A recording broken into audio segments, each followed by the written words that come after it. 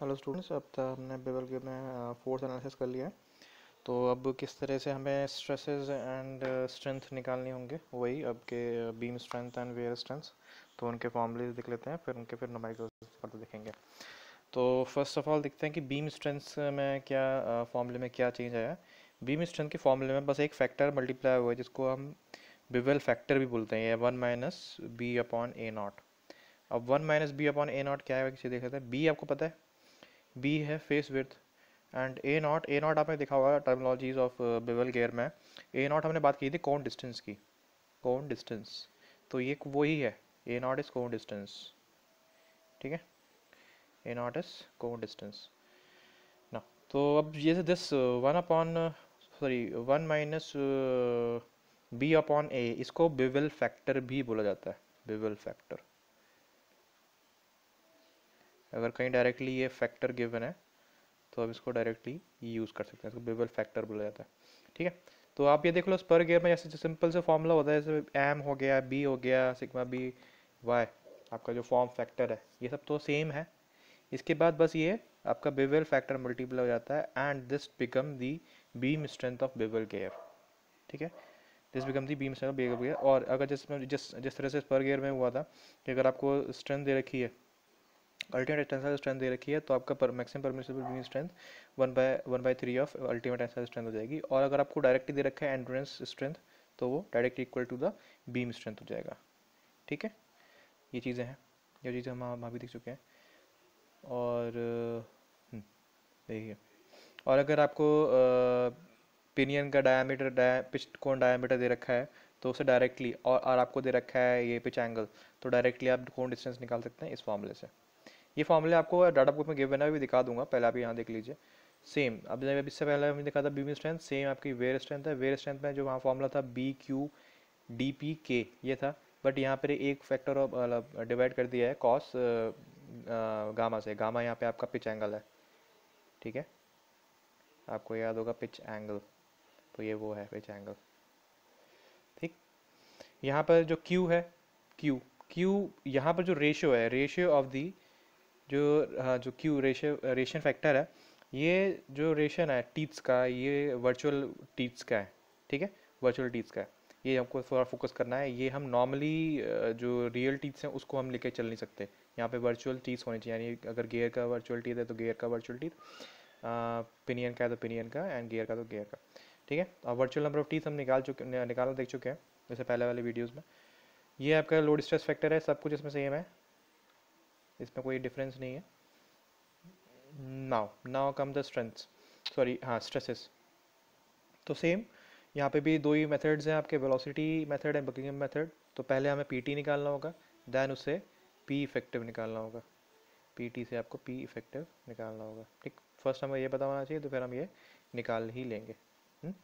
Now तो देखो किस तरह से आपको, अगर आपको पावर गिवन है, ठीक, और आपको स्पीड गिवन है, आरपीएम गिवन है, और डायमीटर गिवन है, इसकी हेल्प से आप डायरेक्टली पीटी निकाल सकते हैं। आपको करना क्या होगा, पावर डिवाइड बाय वेलोसिटी कर दो, या फिर पहले आप टॉर्क निकाल लो।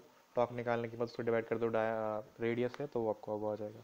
ठीक, तो यहाँ पे जो मेथड यूज़ किया होगा, पहले टॉर्क निकाल दिया इन्होंने, देन इन्होंने फोर्स निकाल लिया, पीटी निकाल दिया। ठीक, इस पीटी को पी इफेक्टिव के लिए वेलोसिटी फैक्टर हमें पता है, CS/CV इंटू पीटी।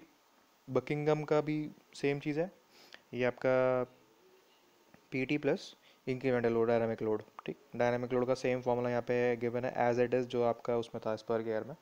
ठीक है, उसके बाद फिर सेम चीज़ है यहाँ पे भी। अगर हम बात कर रहे हैं point view of the bending failure, तो आपको ये अप्लाई करना पड़ेगा कि that beam strength should be greater than the P effective, जिसकी वजह से sigma B sorry S B should be equals to the factor of safety into the P effective. और अगर हमें डिज़ाइन करना हो according to the failure of wear failure से करना हो, तो फिर यहाँ पे सिंपल SW=FOS पी इफेक्टिव ये हो जाएगा। That means PW should be greater than P effective. ठीक, that's why it's proven that कि आपका जो स्ट्रेंथ है it's greater than the applied stresses. So these are the formulas. अब देख लेते हैं डाटा बुक्स में कहाँ कहाँ के दे रखे हैं फॉर्मुलेज।